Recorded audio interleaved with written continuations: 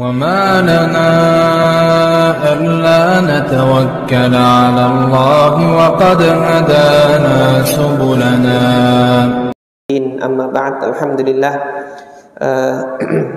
Jamaah sekalian yang dirahmati oleh Allah Subhanahu wa taala, melanjutkan kembali pelajaran kita terhadap hadis Nabi sallallahu alaihi wasallam yang pada pertemuan pekan lalu kita baru membaca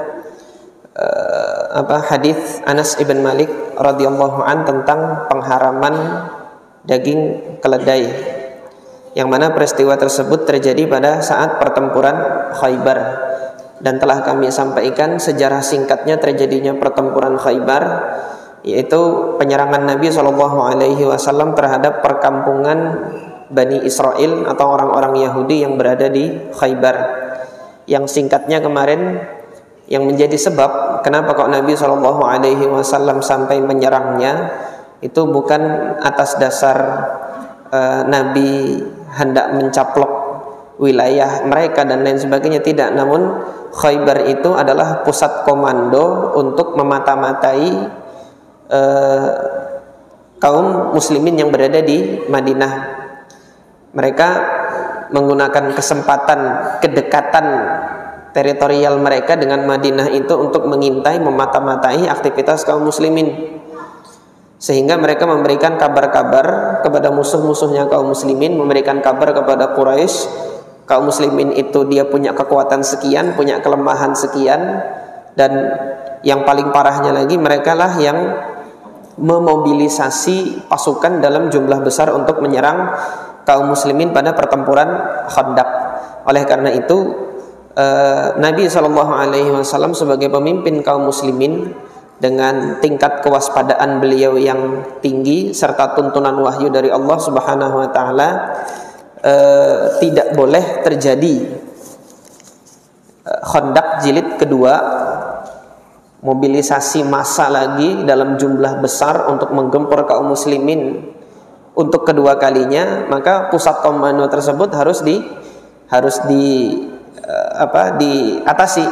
Pusat komando tersebut sudah harus dimusnahkan. Oleh karena itu diseranglah Khaybar agar tidak terjadi kemungkinan buruk lagi di masa yang akan datang.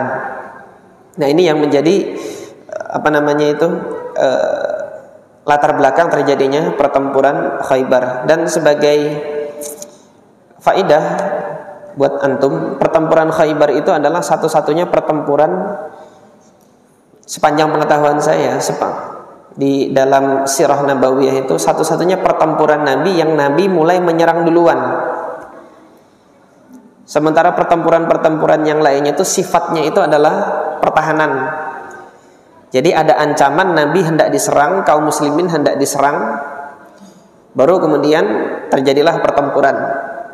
Atau pertempuran yang lainnya itu adalah sebagai bentuk tindakan balasan.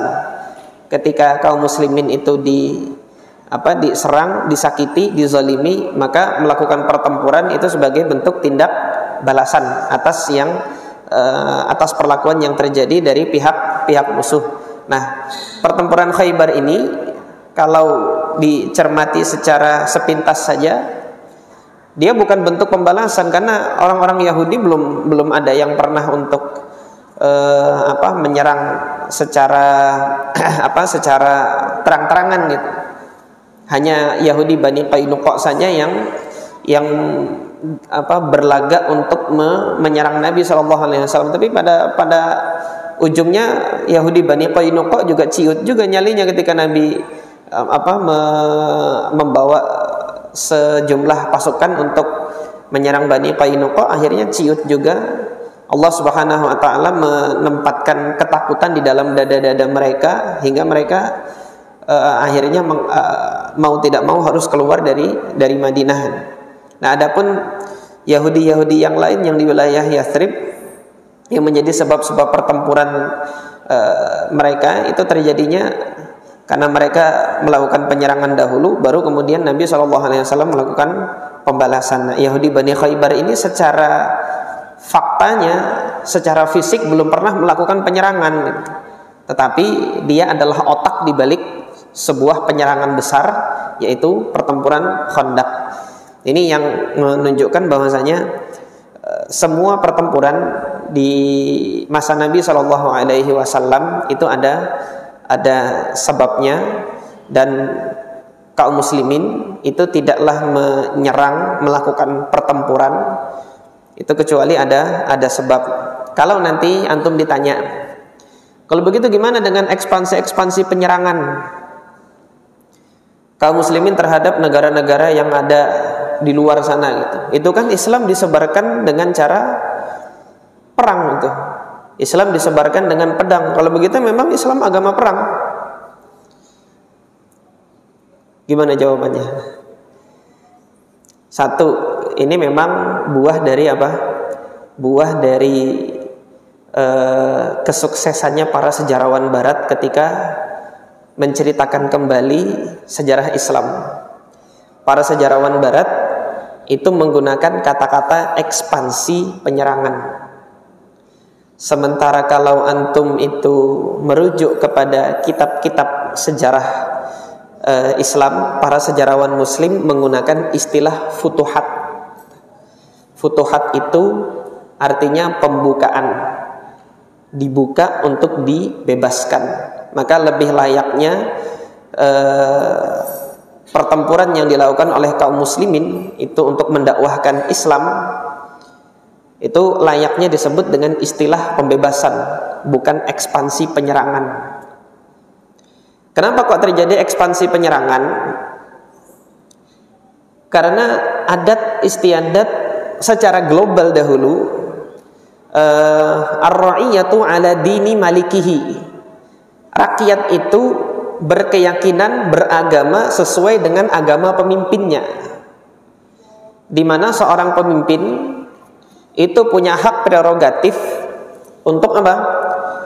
Punya hak prerogatif untuk memaksakan agamanya, memaksakan keyakinannya itu terhadap rakyat yang dipimpinnya. Persia, rajanya penyembah api, rakyatnya penyembah api. Ratu Bilqis penyembah matahari, rakyatnya penyembah matahari semua. Hingga pemimpin itu punya hak prerogatif untuk melarang ajaran-ajaran yang lain masuk di wilayah kekuasaannya. Ketika Rasulullah Shallallahu Alaihi Wasallam mendakwahi mereka, Rasulullah kan kirim surat dulu, kirim surat kepada petinggi Romawi, Raja Heraklius, kirim surat kepada Raja Persia, Kisra Persia, dikirim surat ajakan untuk masuk Islam. Maka ketika mereka menerima ajakan tersebut, mengizinkan kaum muslimin, para dai-nya itu untuk berdakwah di wilayahnya, nggak akan terjadi pertempuran. Tetapi yang memaksakan untuk terjadinya pertempuran, kenapa? Para dai yang masuk ke wilayah tersebut, kalau untuk melakukan dakwah di situ, ya perangi dulu kami, gitu loh. Jadi pendek kata itu, kalau memang kamu mau berdakwah di wilayah sana, di wilayah saya, perang dulu. Ketika perang dulu, mau tidak mau, kaum muslimin membukanya itu dengan apa? Dengan cara pertempuran. Hingga di dalam Islam memang dibenarkan bahwasanya perang itu adalah instrumen dakwah, salah satu alat untuk berdakwah. Kapan itu? Jika cara-cara lain nggak bisa dilakukan. Nah, adapun Islam di negeri kita, di Nusantara ini, di sebagian wilayah kan masuknya dengan apa? Masuknya melalui jalur perdagangan. Para penguasa setempat memberikan izin, memberikan kebolehan bagi mereka yang berdagang kemudian mendakwahkan ajaran Islamnya, nggak jadi masalah, asal tidak mengganggu eksistensi kekuasaan pemerintah pada saat itu. Hingga masuknya Islam ke negeri kita jarang kita dapati adanya pertempuran. Hanya saja nanti di sebagian wilayah kerajaan ada pertempuran. Ada beberapa pertempuran yang terjadi memang di beberapa wilayah di Nusantara ini, di Indonesia ini. Karena apa? Karena pemimpin rajanya tidak mengizinkan dai-nya itu masuk, gitu loh. Kalau pemimpin setempat itu mengizinkan dai-nya masuk melalui jalur perdagangan atau melalui jalur yang lainnya, nggak terjadi pertempuran. Nah, maka perlu dilihat terlebih dahulu adat istiadat masyarakat setempat. Bahkan ketika itu di masa Nabi SAW secara global, seorang raja, seorang pemimpin itu punya hak penuh untuk memberikan izin atau tidak memberikan izin bagi siapapun yang datang membawa ajaran baru. Nah, mereka yang membawa ajaran baru itu pemimpin itu berhak untuk memerangi, punya kekuasaan penuh untuk mengerahkan pasukannya untuk memerangi itu. Ini sedikit penjelasan berkenaan dengan perang di dalam Islam. Nah, pada saat pertempuran Khaybar, Rasulullah SAW di sini memerintahkan Abu Talhah. Abu Talhah adalah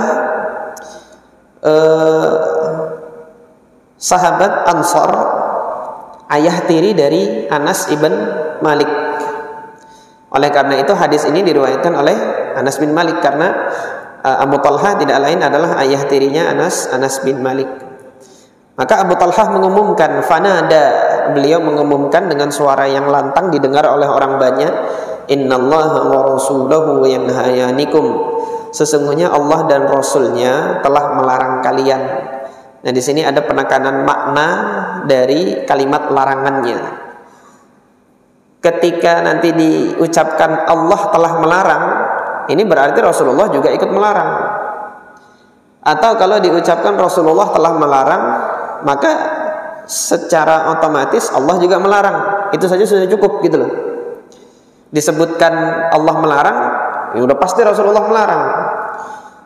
Rasulullah melarang, sudah pasti Allah Subhanahu wa taala melarang. Kenapa demikian? Karena apa yang dilarang Rasulullah adalah larangan Allah Subhanahu wa taala, karena Allah menugaskan Rasulullah untuk menyampaikan risalahnya. Tetapi ketika ini disebutkan innallaha wa rasuluhu yanhayanikum, Allah dan Rasulnya telah melarang kalian. Artinya yang demikian ini menunjukkan bahwasanya larangan tersebut bukan larangan yang ringan. Ada penekanan makna di sini terhadap larangan tersebut. Nah, maka dengan demikian berdasarkan hadis ini, larangan ini menunjukkan hukum haram.